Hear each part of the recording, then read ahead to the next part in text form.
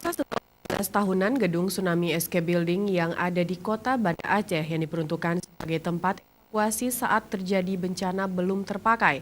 Untuk itu tahun 2018 kemarin BPBD Kota Banda Aceh mulai mengelola pemanfaatan escape building untuk difungsikan sebagai pusat komunikasi masyarakat. Dan kini hal tersebut telah mulai dimanfaatkan oleh warga sekitar.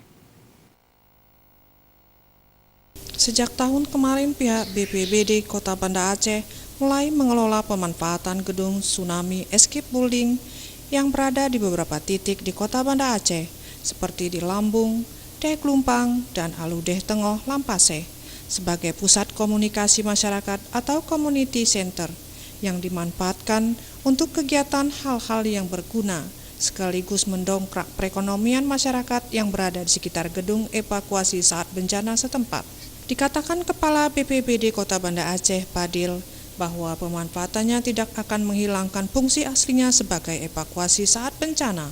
Dan kini masyarakat mulai memanfaatkan gedung tersebut untuk kegiatan seperti penyelenggaraan keagamaan, olahraga, kesenian dan budaya, edukasi atau pelatihan kebencanaan, juga sebagai tempat resepsi pesta perkawinan, dan musyawarah atau dupakat masyarakat.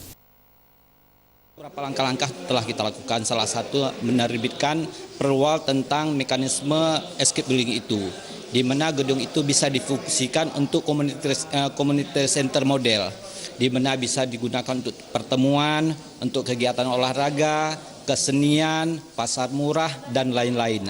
Tapi makna dari aktivitas yang ada di escape building ada pesan, ada edukasi, sehingga orang bertanya melihat bahwa gedung ini memang untuk evokasi.